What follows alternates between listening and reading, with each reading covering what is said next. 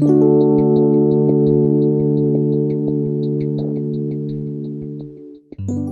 are listening to Revelatorium, the podcast that comes around once a month, just like the full moon, except instead of making tides turn and wolves howl, I simply offer you an opportunity to contemplate together, to wistfully examine the happenings of my last month of life and then our collective last month of life, and see where we go from here. I'm actually recording this and you'll be listening to this right around the full moon, so it is quite fitting.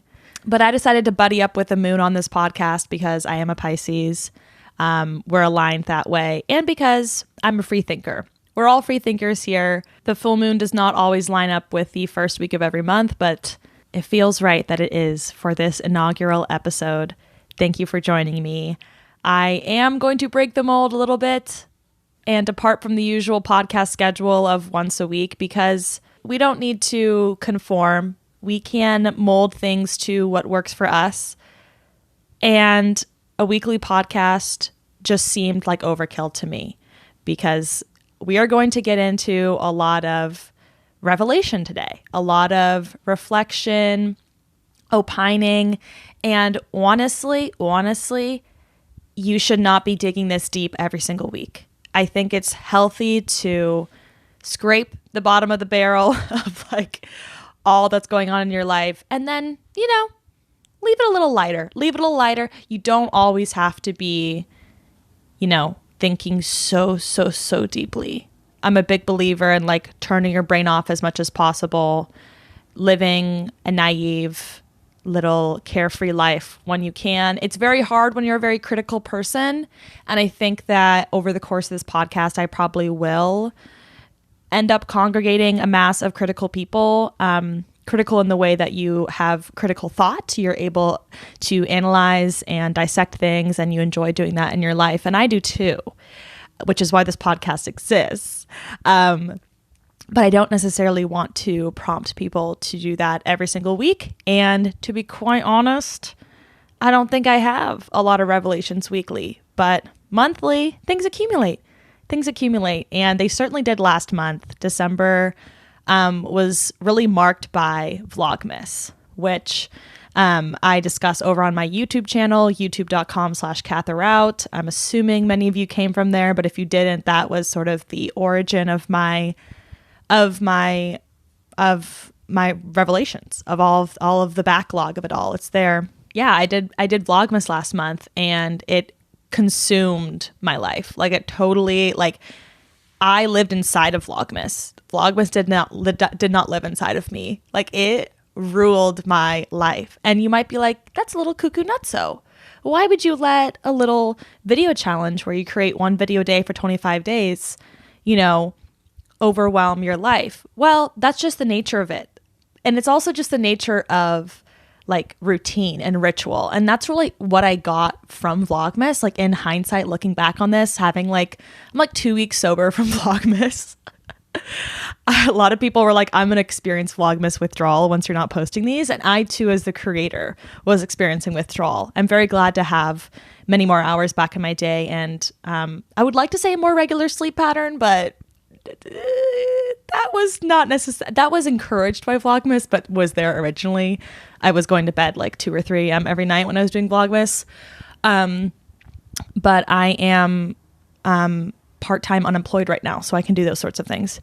And I won't always be able to, which is why I wanted to do Vlogmas. And I haven't done Vlogmas in 6 years. Last time I did it was December of 2016, which was the winter before I graduated college. And then every single December since then, I was always working, and I was traveling for work a lot in December. It was like, I guess it was the beginning of our fiscal year. So things were always just a mess, and it was like slow and fast at the same time. I don't really want to talk about work too much, but it just prevented me from doing Vlogmas. Like I physically would not have been able to do Vlogmas.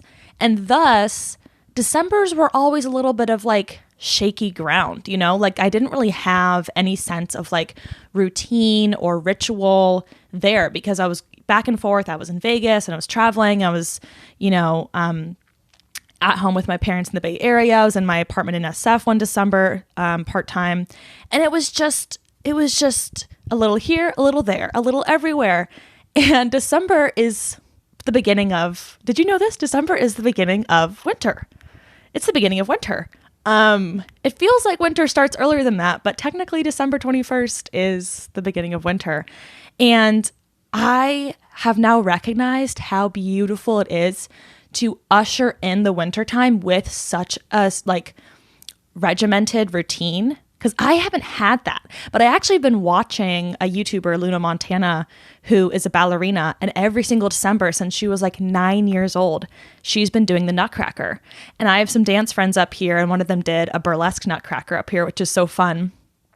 And I cannot imagine how stabilizing that must be to have that tradition year over year over year, because I see that I'm like, being a ballerina in the Nutcracker is actually the same as doing Vlogmas.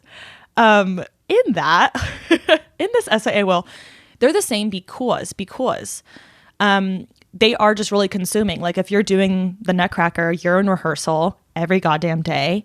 You're in the theater, you're getting your costume ready, you're around the same people every single day, you're doing the same, portions of the dance, like, a little bit different portions every day, but doing the same choreography day in, day out.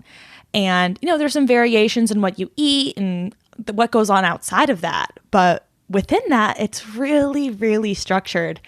And as much as Vlogmas, just from the outside looking in, is just kind of an insane thing to do, and it's super, super challenging. I feel like even if you know nothing about YouTube, it just seems challenging to do anything every single day for 25 days, like even just lighting a candle every night for 25 nights. Like, I bet you would forget one night. I bet you would forget, because I certainly would. Or maybe it would go low and you'd have to remember to buy a new candle. Like there's just little things. It's hard to do something 25 days in a row. It just is. But it was so redeeming, obviously, because it was creatively fulfilling and I got to connect with you guys on such a deeper level, and I have all these beautiful memories, and I talk about all the reasons I was motivated to do it. But looking back on it, I'm motivated to do it again just so that I have like this really grounding transition into what is usually a very down, low part of the year. And there's a lot more darkness. For example, it's dark right now and it's just now like 5 p.m. I literally ate breakfast for lunch like 2 hours ago, trying to convince myself that like, even if I'm recording at night, it's still daytime. Like it is just harsh. Like sometimes we forget that we're little animals. Like we're little animals. And when it's dark out, we get tired. And when it's light out, we have more energy. Like it is so simple. And you just shouldn't fight it, because it's like we are literally biologically controlled by the moon and the cycles of the day. Like you can only intervene in those natural processes so much.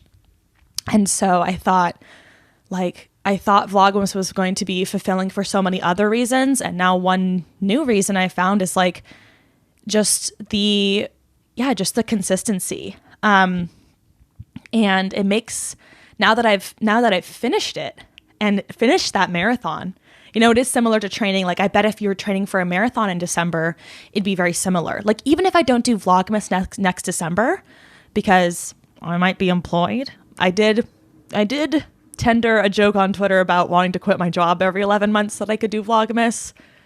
I don't know if that's going to be the best fiscal decision for me, but I would love to make a Vlogmas or something similar happen, because like training for a marathon, I have no interest in doing that, but that type of zhuzh, because once you finish that and accomplish it and you get to back away from it, the leftover time have and the absence of that makes the slowness of winter feel like a treat.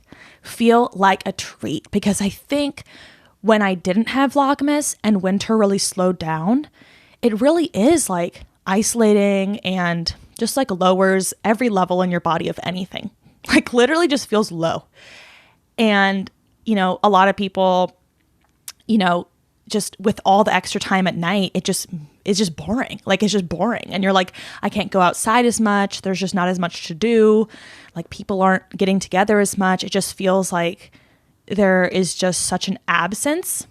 But when you're doing Vlogmas every day, or the Nutcracker every day, or a marathon every day, and then you don't have a marathon every day, you're training every single day, and then you don't have that, it doesn't feel like an absence. It feels like a gift. Like it really reframes that time where you're like, oh my gosh, like now those, 4 to 6 hours I'd spend every single night working on Vlogmas, like now I can just binge Emily in Paris or, is it Fleischman is in Trouble? That's kind of what I've been watching, which I I don't know how I feel about talking too much about media on this here thing. But what I will say is Emily in Paris, a juicy little treat. Like that is a little treat of a show because everyone, like it's just an interesting show, but it's not too challenging for you to watch. It just feels like a little bite, and that's the kind of stuff that felt good. That felt good after Vlogmas, where if I'd never done Vlogmas and I started my December just watching those things, maybe I would have felt like, oh, what else is there? Like, is this really it? Is this the way my life's going to go for the next 4 months? So it is certainly a lot to surmount doing like a daily thing every single day for December. I don't know that I'd want to do that. It's kind of, it's January 5th today, so I guess I could do 25 days of something this month. But I think I'll probably just do that once a winter. I don't need to do that like every single month, just like once during the winter as a kind of like recalibration. And it just makes me think about like what other winter rituals I want to incorporate. I love watching creators that are in like, I love this one girl that's on Longyearbyen, Svalbard. It's like this island, pretty kind of close to Greenland, Iceland area, like Scandinavian. And it's super, super dark and cold just all year round. And I love going to creators that live in the winter so deeply. Like they get like 9 months of winter. Like I think even in the summer, they might have snow up there. Like it's just such a different place to live. And I love learning from their rituals. I haven't had anything that I super have adopted beyond just like candles and like soft lighting and smells and like getting out new textures during the winter and like new pajamas, new decorations for Christmas. Like it's nice to have those things to look forward to. I love seeing the streets and the trees all lit up in the winter in Seattle. And then for the actual solstice this year, I knew I wanted to do something because I just like the idea of a solstice because it's a non-denominational holiday. It's universal. We all experience the solstice in December. Even if we don't live in the Northern Hemisphere, we're still experiencing some sort of solstice on the 21st. For us in the Northern Hemisphere, that means it's the coming of winter. It's the darkest day. And in some ways, it's like, why the hell would you celebrate the darkest day? No. If you're celebrating the solstice, you're celebrating all the light to come. Like it means that every day from there on out, you're just going to get more and more light. You're just going to be gifted light more and more and more. And I think that is very worthy of celebrating. I think light, who the hell doesn't like light? Like that to me, I'm like, I love thinking about how we can bridge the divides in our society. Like what things can we literally universally, no matter what identity category you've been sorted into, no matter what sort of atmosphere you've been born into, you can celebrate more light. Like I'm like, that is such a great thing. And bridging coalitions, finding things that we can all rally around, instead of finding things that are just going to isolate us more and more. And so I wasn't quite sure what to do. I thought it might be nice to like bake something with friends, but I got together with my friend Clara and her husband and we went to a yoga class. And it was yin yoga, but it was actually half yoga nidra. It's like half yin, half yoga nidra. And I'd done yoga nidra one time before, right before I quit my job. And it was really, really like transformational. Like truly, if you want to, the real life revelatorium is yoga nidra. And I will not be discussing why this podcast is named that until at least the next episode, because I am just so anti spending the first podcast talking about like the behind the scenes of creating the podcast. It's like, let's just get into it. Let's just start the podcast and then we can backtrack later. That's my personal philosophy on podcasting. But if you want to have a revelation or two, book yourself into a yoga nidra class. It is so life affirming and meditational and wonderful. Yoga Nidra asks you to determine your sankalpa, which is like a solemn vow, something that you swear to do, something that you really are putting all your intention behind. I had a yoga teacher up here described it as like a lesson you're just like really done learning. Like something you're just like, I'm tired of this. I'm on the upward spiral of life and I keep hitting the same point every time. And it's just getting old. It's just getting old. And last time I said, I provide all the validation I need because quitting my job really felt like I was going against the grain. Like I just felt like that was going to be a very like radical decision and that people wouldn't be very supportive of it when in reality, like everyone was. But I was just really scared. I was like, this is the first time where I'm like diverging from the most accepted thing.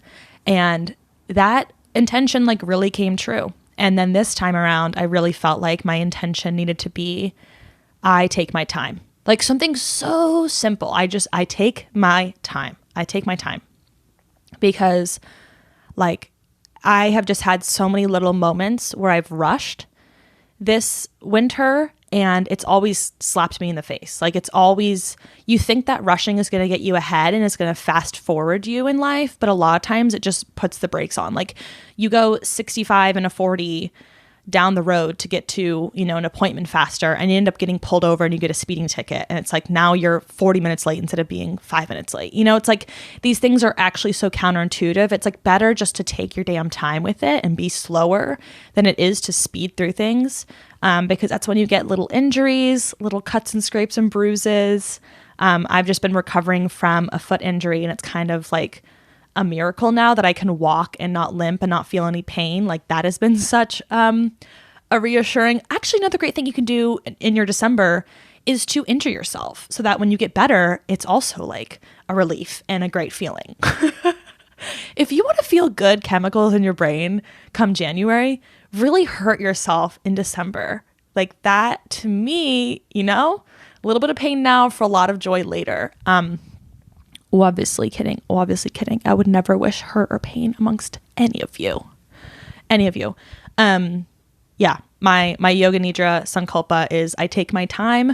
I ended up falling asleep during that yoga session, which was actually beautiful. Like one of the best feelings in life. If anyone has had the pleasure and joy of getting a massage or yeah, I feel like it happens the most for me in like a massage. I'll fall asleep. I used to get chiropractic massages a lot because I have scoliosis. I'm a scoliosis-ridden girl, and there's just something so divine about falling asleep on a massage table and falling asleep on a yoga mat. I don't even know. Because also in Yoga Nidra, they like literally cover you with a blanket. You're supposed to have some weight on you. You're like on, you know, pillows. Or the bolster. You're supposed to be as comfy as possible. So it's kind of like fitting. And the yoga teacher, after a couple people were like, oh, I fell asleep. And she was like, well, that's what you needed out of the practice. And I'm like, you're so right. You're so right. So it was nice to go into that as my solstice ritual and then come out of it. And we went to get some boba and we talked about our yoga nidras and kind of like what we thought of that experience. And I thought that was really lovely. You know, nothing too banging you over the head with like New Year's resolutions. It's just like, what's one little affirmation that you need? And just like literally one. You don't even need 10, just like literally one. And then Yoga Nidra like bakes it into you. I swear. Last time I did it was like a sound bath. The sound like absorbed it into you. This time it was just like radiated into me. So one December revelation was just really about withdrawal, ritual, connection. Like I'm in withdrawal from Vlogmas now, but it's actually a positive withdrawal. Same, I'm in withdrawal from my injury now. It's actually just called recovery is what that's called. But I'm done with recovery and it's just such a relief and a lift. I also really internalized in December the ripple effects of expressing yourself. I did post a little bit about this on my Instagram story and I just felt such a deep like realization that I don't even know like really the effects of what I put out online. I get a sense of it. Social media apps give you like a few channels of feedback. You know, they give you the likes, they give you the comments. Maybe people can reshare, stitch, repost, add their own dealio. You know, people tag you and things. You get so much feedback, like almost too much feedback. But the feedback that has like really struck me the most is when people comment and they say things like, oh, I come back to this video all the time because of this one thing that you said. Or like a lot of people, because I reposted someone who was watching the video I did on quiet quitting for the first time. And I was like, wow, how crazy that some people are just now finding that video, because I never think that the YouTube algorithm will like ever surface me again. Like I'm always just kind of in a perpetual state of like disbelief and doubt that like the YouTube algorithm will ever serve me. But sometimes it does. Sometimes it does. And I don't want to grovel at Susan Wojcicki's feet and be like, thank you, thank you, thank you. But I do have some gratitude and appreciation in my heart for like, you know, how everyone came to find me. And during Vlogmas and through reposting that story, people kind of were sharing, like kind of gave people an opportunity to share like how they found me, or like similar things that I have put out there that have resonated deeply with them. Like one person was DMing me and said that the quiet quitting video resonated so much with me. I remember discovering it, watching it while working from home in my corporate job, which I hated, excitedly sharing it with my partner and rewatching it with him. I've quit my job 10 months later, and so did my partner. I went freelance. He founded a co-op with 2 other people. Your video watered a seed that had been there for years, but I didn't know what to do with it. And I just think like, how cuckoo, crazy, bonkers, nutso that like a video I put out there thinking that it was going to flop, it wasn't going to do well, could have this lasting effect. Like, did she quit her job because of me? No, but she said that 10 years later, your video gave me the permission to think and feel like that again and act accordingly. Like you could be just that little, you know, extra weight on top that topples that thing for the person. You know, like I feel like sometimes you just receive a message at the right time and it's the 10th time you received the message, but it took 10 times and you finally take action. And like, it's so cool to recognize that I might be that for some people. Like, someone else commented on my Vlogmas and said, like, I noticed today that by watching this video, I think I've started to pick up Katherisms. So I love that. And that's also like kind of what I'm talking about. Like, it's so beautiful to be who you are and express yourself, because you do eventually see the effects of that. Like they do, you know, you push the wave out there and a little bit comes floating back, you know, like a little seashell, a little piece of trash, a little cork comes your way and you're like, oh my God, I didn't even realize. I don't even remember. Sometimes I don't even remember sending that out. Like sometimes I don't even remember what I said in that video. And that was something that lasted so long in your head. And I think that is such a beautifully human thing. Like when you are spending so much time with someone and you just pick up their inside jokes, like half of my mannerisms, like I do a lot of like because I love to pronounce because.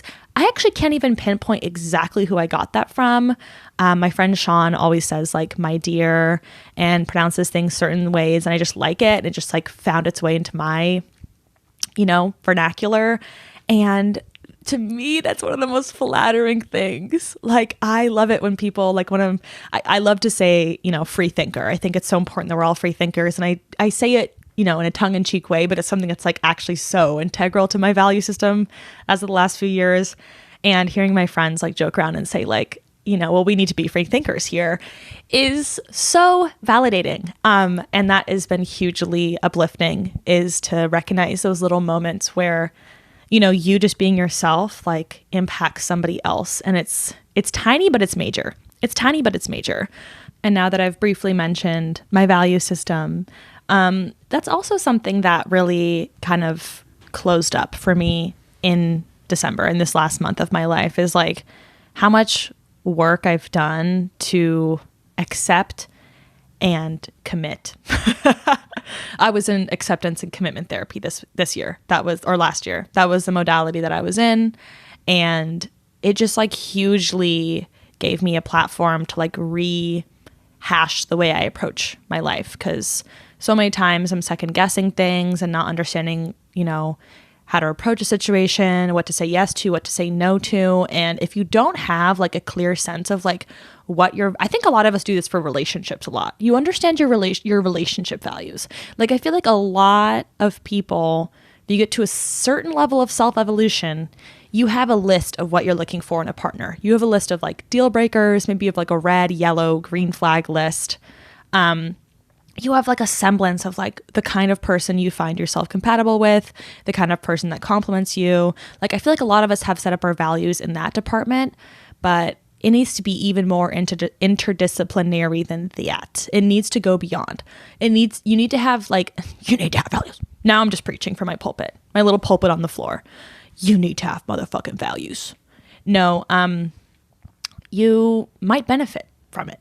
You don't need to. You already do have some values. The thing is like everyone has values. You just haven't like articulated them. But that was one of the exercises I did at the beginning of last year. And by December, I sort of like revisited that and was like, wow, these have really guided my life. Like, what are your values around your well-being? Like, what's most important to you for your well-being? What are your values around your family? What's your values around your work, your friends? What are your values around, your spirituality, your sexuality, like your home? What are your values around your political values? Like, what does that all look like for you? Because the opportunity you have in front of you is to like write those things down and cement them. And then once you do that, it's so much easier to like live authentically and with integrity and know what you want to do. And I've been listening to this podcast called Fucking Canceled. It's about identitarianism and woke, like cancel culture and social media. And they are both the hosts went through AA and recovery. And I really love stories of recovery, I realized. And I think that I just like, I don't know if everyone's listening to these stories or just me, but like, I just love recovery. I love creative recovery. I love like sobriety recovery. I'm definitely in recovery from like overachievementism. I just love stories of recovery. I love stories of hearing how people have been like de-radicalized from the alt-right. I love hearing recovery from just all sorts of different things, I think it's so powerful because it proves to me that like people can change and you can come back from the brink of anything. Like nobody is a lost cause. And that's one of my values. That's part of my ethos. And like maybe that doesn't resonate with you and you don't believe that, but that is why it's so important to like craft your mother freaking values. And they, in like the first couple of episodes, just like literally lay them all out. And they're like, here are 11 values for this podcast. Here's what we value. Here's what we want to create and foster. And here's the environment that we want to inhabit. And I just think that's so crucial. It's just so crucial. And with that, we are going to go into December's taking and leaving. This is a little practice I love to do once a year. And for this year, I'd love to incorporate it once a month, which is why we're doing this podcast. It's going to be a reoccurring segment. So buckle up and get ready and get familiar and get comfy with it.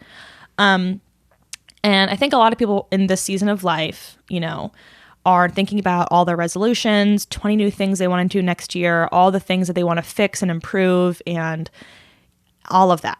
And as somebody who is already too competitive about my own like self-improvement, I don't want to do that. What I do like to do are taking and leaving lists. So I always ask my friends at the end of every year, what are you taking from this year into the next year? And what are you leaving in the last year? It's staying there. It's not coming into the next year with you. It's not coming to 2023 with you. And the reason I like this so much is because it does not require you to invent anything new. It doesn't require you to add a huge new mission. You're not committing to running a marathon because the core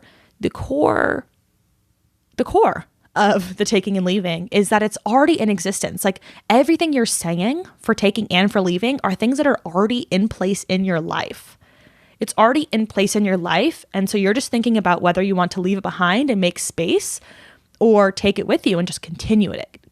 It's about continuity, not like adding. It's not about stepping up 20 rungs on the ladder. It's about just like staying on the ladder, just like where do you want to hold on to and where do you want to not. So in that way, it's much simpler. It's much more focused on like sustaining, and that resonates more with me. So I tend to like when my leaving lists are shorter than my taking lists, because then it's leaving is much harder than taking. Okay, so if you're putting a lot more things on your leaving list, that's going to be a more challenging month for you. Could be done. Sometimes there are a lot more things we need to leave, but in December, just 2 things I want to leave. Number 1, gluten. Okay, controversial. It's not going to be forever. I'm just leaving it in December and not taking it into January, but maybe I'll take it into February. But I just saw a couple naturopaths in the fall, and I actually didn't really like connect with either of them. I have not made follow-up appointments, but the one thread that tied the 2 of them together is that they both suggested that I like maybe ditch gluten for 30 days because of my thyroid disorder, because I have an autoimmune disease, like yada, yada, yada, a bunch of biological things. I don't need to get into it, but basically sometimes your body can confuse gluten for thyroid and just act a mess. So I'm going to try it. I'm going to get my levels checked this upcoming week, try to do 30 days without it, and then revisit.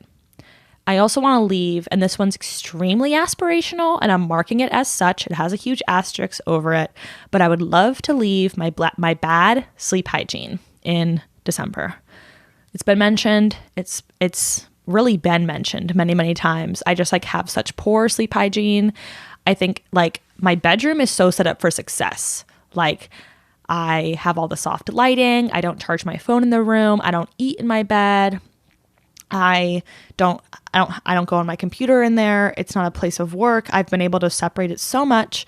And yet it's so hard for me to transition and just like get in bed instead of just like staying up a little bit later, and then a little later gets into a lot later. And then I just justify it more, convince myself more. It's a tired ass cycle. I'm done with it. But as much as I talk to other people about it and my therapist and try to find strategies, I have not landed on like a strategy that's been sustainable. So would love to leave it. Putting it out there. Taking a strong immune system. I did not get sick in the month of December. And I would knock on wood, but like that, I'm caveating that with I didn't get sick in the month of December. Last fall of 2022, I got sick a lot because I was traveling. Neither times I got sick in the fall of 2022, it was COVID seemingly. I just got sick a lot, and I was masking and I was doing a lot of things right, except for not getting a lot of sleep. Like that's the biggest thing. If you're not getting a lot of sleep and you're drinking, that's like the easiest for me to get sick. So this December I was like, even though you're staying up for Vlogmas, you need to get your sleep, like let yourself sleep in. And I didn't really drink a whole lot in December. So really grateful for that. And I want to take that into January. I would love to not get sick because I was already recovering from an injury, and that is its own type of immobility. I don't need my immune system to be failing on top of it. I'm also taking many of the friends I made this year. I didn't make like so many net new friends this year, but just a couple really special people, and I would love to keep them in my life, being vague there on purpose. I'm also taking YouTube. That's always up for debate every single year, is like the things you're doing this year, do you want to take them into next year? And I'm like, yeah, I got a lot of value out of it and I want to take it into next year. I definitely want to take Patreon into next year. That was a new addition. Not just in December, but the whole year. And I definitely want to take that into January. And also my close friends conferences, which is this program that I've instituted amongst the people on my close friends story on Instagram. And I just post anytime I want to do a trip. I just post it and I'm like, hey, I want to camp here, or I want to go to Mexico City. And then people just DM and we get the thing going. And it's just like this amalgamation of cool and fun and hot and sexy people. And new friendships are always born out of that. And it's like been so rewarding, even though it's a ton of work. And I want to continue to do it. So there is that.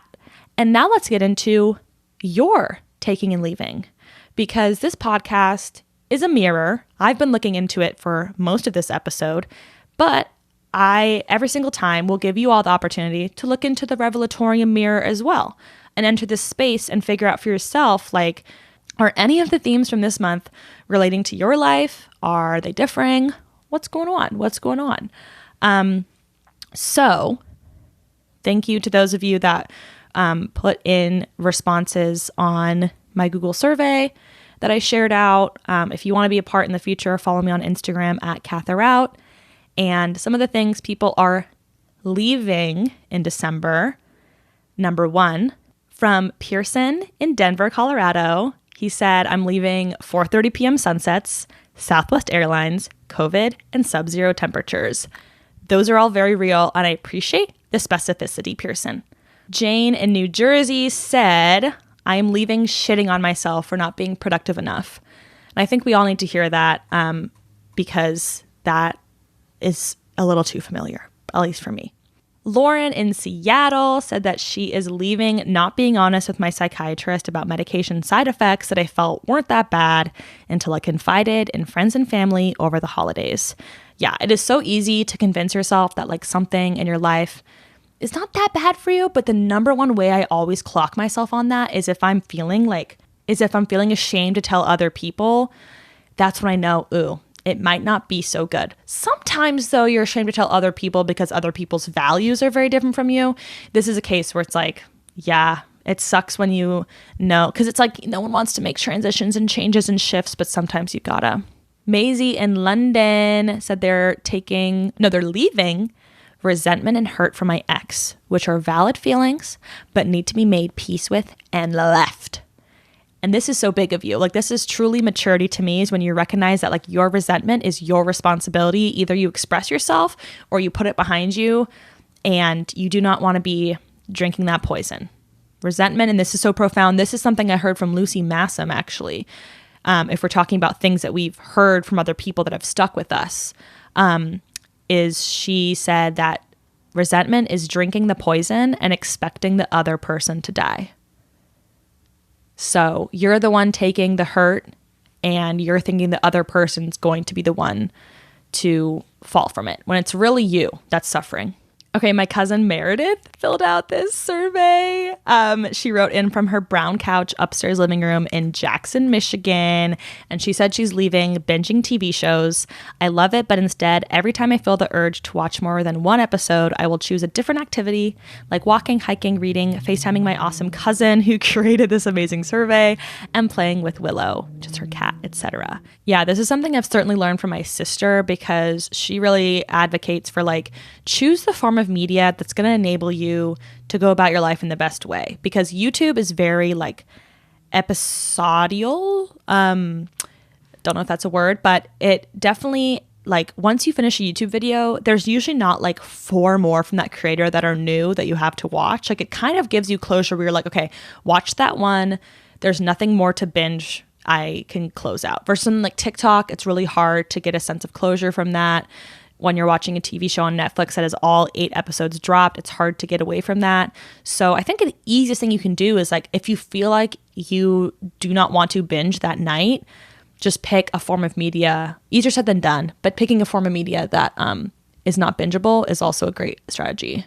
Okay, I included this one because I think this is so specific and relatable. Leo Cubas Aris from Taiwan said he's leaving my habit of forcing myself to listen to most, if not all, podcasts in my podcast feed and watch all the YouTube videos in my subscription list. I'm curating the content I consume in 2023, more Katherout, less Hasanavi stream highlights. We are so similar, Leo. Like, it's neurotic. It's neuroticism that forces us to do these things. Like, I feel like I don't do the every single video in my subscription box because I've been subscribing to people since like 2009, and like I would have to unsubscribe from like hundreds of channels to only watch the videos that are in my subscription feed. I'm sure most YouTubers would love to hear that you're watching every single video. But I'm like, no, let's be mindful here. I started using my watch later to curate my queue, and then I realized even within my watch later, I felt a compulsion to like clear that out and get to inbox 0, even though some of those videos would sit there for like a week and a half. Like, some videos I'd put in my watch later and watch it the same day and get it out of there, and sometimes they just be sitting in there forever. And I was just like, why am I forcing myself to watch this if I'm not actually motivated to do that anymore? So yeah, I also rid myself of my Hassan Piker like obsession. I still definitely do watch occasionally, but I was really down bad in like an unhealthy way, So real recognizes real. Bella from Brooklyn said that he's leaving the concept of forgetting to wash his face, closed-mindedness about music genres, deodorant stains. This is the year I figured out. Not walking around like a bad bitch. Sometimes I look at clips from our security camera recordings at work and I be mad slouching. Where is the confidence? I'm doing my best to read these in your guys' writing voices, but I'm also realizing that like I will never get it right. So I do want you all to stay on the lookout for this next month to see if there's an opportunity to send in audio recordings. I realize not everybody wants to hear their voice on radio. Totally get that. So I'll probably do some combination of the both, but I think it would be fun and cute to hear your voices calling in instead of me doing my best impersonation of you all. Okay. Now we're going to do a few of what you're taking because this is positive, and let's think about good forces in our lives. Maddie from San Francisco said that she is taking rest. It is important and prevents injury so that I can continue doing the activities that I love. And that's exactly what I was speaking to, is like if you take your time, you prevent injuries and little falls that just slow you down ultimately. So that's really cool that I didn't even tell you all that was a revelation I had from this month, and you're already, like, that's why I wanted to do this, because we're all interconnected and our thoughts are converging and diverging all the time. Anonymous from Los Angeles is taking dancing around my room like a maniac with music blasting in my AirPods for the serotonin boost. That is huge. Inside your ears, outside your ears, on speaker. Like, I didn't really fully click that like dancing around to music in your house, like that's art therapy. Like art therapy doesn't have to be so watercolor painting, it doesn't have to be something a little bit more technically, or like you don't have to have it be so, resource driven. Like it can literally just be moving your body in your house to music. Like that is literally art therapy, and it feels so good. Like it feels like stimming when you do that. It is big. Okay, I do realize I just did what I said I didn't want to do, and I read more leavings than takings, but unfortunately the internet really does incentivize talking about negativity more than positivity, because in some ways it is a little bit more gripping. But we're going to move on to my other questions. One question that I asked was, has anyone ever told you that something you said, maybe in passing, stuck with them, perhaps more deeply than you thought it would? What was it, if you can remember? And so this is going back to like expressing yourself being so important, noticing the ripple effects of something you share and how it may come back to you. And I just wanted to see, like, does anyone relate to that? Because I feel like it's really hard to, think about that when you have such a deep and entrenched online presence. I think it's just like circling your brain a lot more, but I wanted to see folks out here. So Abby from North Carolina said that a few years ago, my friends hosted a PowerPoint party for New Year's Eve, and my presentation was, very silly, but very seriously, an argument that meme pictures of animals in weird situations, e.g. a chicken on a skateboard, a cat reading Marx, that picture of a monkey looking and listening to an MP3 player, are essentially a way to prefigure our way out of meme capitalism and into a circular communist meme economy. I literally cited journal articles from Google Scholars for this. Yesterday, one of my friends sent me a picture he took of me mid-explanation of Marxist theory and said that the presentation was the beginning of his political radicalization. LOL. And I'm like, first of all, I think we're going to need to see this presentation. So if you want to email me at revelatoriumpod@gmail.com, I personally would love to take a look. And maybe we can, if this is an effective tool for radicalization, like we should be sharing this. Like if this radicalized your one friend, it can radicalize more. I think that's incredible and exactly what I'm talking about. Like something silly you do, but you put a lot of work into, like you never quite know if that lands with people. You're like, are they going to actually see how much work I put into this? Like I made a Power Hour playlist for my Mexico City trip, and I downloaded all the music videos for it, and I downloaded all the MP3s, and it took me 8 hours to make this 1 hour Power Hour, which is just like so disproportionate. And I was like, is this even going to be worth it? Are we even going to do it? And everyone appreciated it so much that they were like, you should do like Power Hour sets in Seattle and like host them like at clubs or like at underground little functions and stuff. That'd be so fun. And I'm like, you're so right. And it was so nice to see that they actually appreciated the work I put into but sometimes you're just like, I never know. So really validating that he sent you a photo. Like, that's so cool. Okay. Tybalt Lofrey, which I hope I pronounced that right. I did want to like look up pronunciations before I recorded, but now we're here. They're from Cork, Ireland. When I listen to a lot of Irish media, I can get the accent, but when I don't, it's far from me. Tybalt said, I mentioned my friend's shoulders were looking nice and developed. He's a trans guy who described the gender euphoria that comment brought them. Yeah, just like a little comment, a little compliment you give someone and you come back around to it and they're like, that meant way more than you'd ever know. Amy from the UK said that it's a silly one, but I was bored shopping with my mom as a kid and said, if you're hesitating so much, then you don't really want it, to get her to hurry up. And now she uses it as a mantra when considering unnecessary clothes purchases, which I find very funny. A sustainability activist, I guess. Which is huge. Like those little mantras, like I'm saying, like it's so human. I'm like, it's so cool that we're all interconnected. We get to affect each other like this. And it's great when you hear back about those things. Dooney sent this in from New York and said, when I was working over the summer at a movie theater, there was a new employee who was there for her first shift.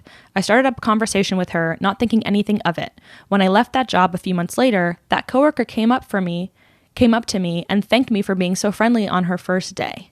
She mentioned that she was nervous, but that she was really pleased that I talked to her because she realized there were friendly people out there. That shocked me because I truly was just striking up a conversation with her just because, not for any ulterior motive. But I think from that experience, it led me to reach out to people more. I realized that sometimes you have to be the person you want other people to be to you and do things that are a bit outside of your comfort zone, like talking to people first. Was that not just so healing to hear? Like, I love hearing these stories, like as hard as they are to pull, when you can find one, and hopefully maybe this jogged some of your memories of times this happened to you. Like, how wonderful. We're running a little bit long today, which is funny to say because this is the first time I've ever done it. So there is no standard of how long this podcast should run, but I thought we'd be able to close up in under an hour. So if you're still listening, thank you. We have a few more questions to get to, and this is so far my favorite part of the episode because I had such a joy and delight reading through all of these. But I add a little accompanying pair of questions, like they're companion questions. The first question is, what did you value most in December? And the second question was, do those values above seem to differ from those around you? That is, have there been times where your values clashed with others? What did you learn from that experience, if so? Tempest from Arlington, Virginia said that her values don't differ from others around me, but I see that I'm the only one in my immediate family doing versus just saying. As a Black woman, I was raised differently from my other Black friends. My one friend told me that my mom raised me like a white man, meaning with a lot of confidence and the nerve that I can do anything I want to do. I've also been trying not to let the familial pressures of sticking around and taking care of things that are not my responsibility impact my decisions to do the things I want to do. So I guess my biggest lesson is that being selfish is sometimes the best self-care and not to let fear consume you. Sometimes you have to be the one to break the generational curses. Boom. Yeah, doing that generational work when folks around you, are not also engaging in it can feel really radical. Okay, I really wanted to read this one, then we'll move on to our final question. But in terms of how this person's values seem to differ from those around you, he said he valued his alone time the most. And then in terms of how that clashes, he said, yes, it does. I currently have 3 roommates who are always out and about, going to parties, raves, and traveling. While I do love these activities, I notice that my mild seasonal depression withdraws my motivation to do these activities, and I find myself most content at home, in bed, usually watching Netflix or YouTube. My simple joys in the winter come from more solo activities like yoga or even just taking a trip to the grocery store. Don't get me wrong, I still enjoy seeing friends, but I don't find myself as social in the winter. When comparing myself to not only my roommates but others, I can't help but feel guilty/disappointed that I get more antisocial during this time of the year. I wish my serotonin was balanced year-round. Yeah. Imagine your brain chemistry being balanced. Imagine that. But no, I really liked this because a friend asked about like living alone as such an extreme extrovert. And it is kind of like counterintuitive because you'd think I would want people around all the time. But there is an extent to which like I really compare myself and project on other people and fear of being perceived by them, even if they're my roommates, people that I really shouldn't be like fearful of. But I remember moving to San Francisco and just feeling the compulsion of like, I need to go out and make plans. Not because I want to go out and make plans, but because I do not want to be seen home alone in this apartment by my roommates all the time. Like, I don't want my roommates to think I'm a loser. The thing is, like, I don't want to live my life in search of ways to not make my roommates think I'm a loser. Like, that is not the fear that I want to rule my life. And so when I moved here, I was like, although living alone is a challenge, I was like, this will be one respect where I won't have to worry about how my life like measures up to my roommates' lives, because I'm so sensitive to that. So I really resonated with that comment because like I would love to live with people again, and that's something I really have to like overcome, is how do you stay just like in your own integrity of like what your values are, you know, like it goes back to the values question, like truly that it goes back to the values question, which is literally what this question is a response to. I'm like, wow, everything is so interconnected. God. Anyway. Okay. Last question, and then we'll get the hell out of here. Are there any winter rituals you have in your life, your home, your family, your food, etc.? Are there any rituals you've seen others do this time of year that you'd like to incorporate into your world? Which is how we started this episode, so I think it would be good to bookend with this as well. This was one of my favorite responses, who said to get a happy light. Light therapy is so beneficial. I feel more energized and happy in the winter when I focus on light therapy. Also, bundle up and walk outside whenever possible. Winter can be really beautiful, and watching how perfectly nature adapts and how resilient nature is, laying dormant in the winter and ever coming back in the spring, is truly inspiring. And nature influences how I feel about my life too. Taking it easy in the winter and more ambitious in the spring, and even through the darkest and coldest days, knowing there is a more beautiful future, seeing the beauty in both. Big time. This is exactly how I feel now that I live amongst seasons. Not being in California is like, man, you do have to appreciate that there are some things that the winter brings that other seasons don't. And like one thing you can't appreciate is the resilience of winter. Like if that tree outside my apartment can hang and not die off and come back in the spring and still manage to have the most beautiful, colorful bloom of cherry blossoms ever, like so can I, you know? And maybe I just need to like pluck off some of my own leaves and be a little bit more peaceful myself. Abigail from the Bahamas said that my favorite winter ritual I have are doing tarot readings for the solstice and the new year. It's not really a tradition, but I would like to lean into the seasons more slow living in the winter, wilding out in the summer, rather than trying to go against the grain. Exactly. Totally fits into what I was just talking about, like really looking to the nature around us to guide how we behave. And I think tarot readings for the solstice would also be a phenomenal way to ring in that holiday. Crystal in Alabama again said January equals new linens, new shower curtain, new pillow covers, small new things. This is very Julia Cameron-esque, the author of The Artist's Way, who I worship. It's little luxury, like those small little things. I do have a new pillow cover that I brought out for like the Christmas season. I have a new duvet. I have a winter duvet that's flannel that I bring out, and it's just so comforting, and it does bring something special to the season. Like it adds to the season rather than thinking of winter as a time where everything is taken away. Okay, also loved this from Lauren in Seattle. I think I've been reading a lot from Lauren, so maybe we need to hang out. Turning down the house, like an AM PM routine for her. Opening and closing the drapes, airing out stale air by cross-breezing the house, lighting candles, investing in good lighting, cozy socks, etc. This was a little spooky to read because this is so similar. I actually recorded my turn down routine for my house. I love calling it a turn down routine like they do at a hotel. Like you're literally turning down your house. And I would close my blinds. I would air out the apartment, open some windows, light some candles. I would do everything you just said. Turn on my diffuser, get some scents going. Like, man, Those truly are beautiful practices. Okay, a few more, just because these are so good. Okay, Jamie also wrote and said, making my dog wear sweaters that make him look like he hosts a special interest program on PBS on Sunday mornings. And I had the pleasure of seeing Jamie's dog on a book club one time. And just imagining the picture of this was so heartwarming. What a clear image. You're such a good writer, Jamie. Okay, last one. Anonymous person in NYC said that her family was always the one Jewish family. So we'd host a Hanukkah party every year to share what Hanukkah is about. And now I do that on a much smaller scale with my friends in my apartment and try to be intentional about teaching the story and why we do things and make it fun. I've also started sending holiday cards to loved ones and have gotten a few calls and cards back in response. And people always appreciate the small gestures so much more than we expect. This was so beautiful because my friend Tamar would always host Hanukkah at her parents' house in LA when I was in college. And growing up, we'd always go to a latke party at our friends in Half Moon Bay's house. So I've always been able to celebrate a piece and a part of Hanukkah with other people, even though I'm not Jewish myself. And like, I love, like, the reason I asked, like, do you have rituals or traditions from other cultures you'd want to incorporate into your own is because, like, I would love to like incorporate, like I was talking about Scandinavian culture, like I'd love to incorporate things that, you know, are helpful from that culture into mine. Like, I'm not going to say that I'm fully Jewish just by celebrating latkes and one night of Hanukkah at all.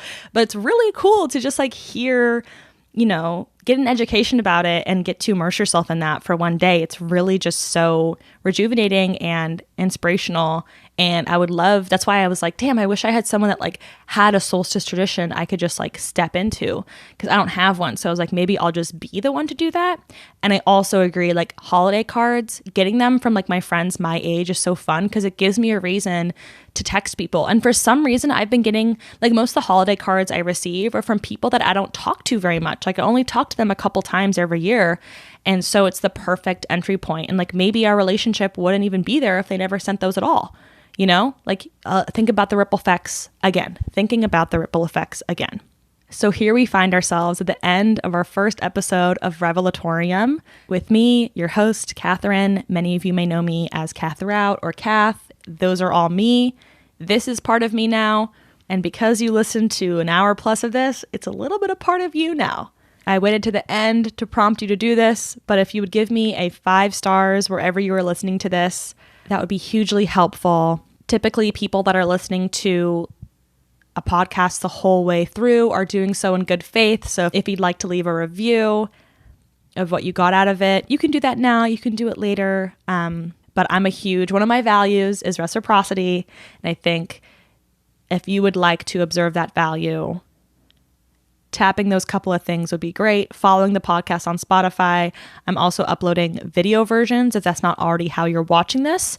And that will be on my Revelatorium YouTube channel, which will be linked in the show notes. You will find me sitting here again with my microphone out the first week of every month. So I will see you all in February. Thank you for listening, and Katherout.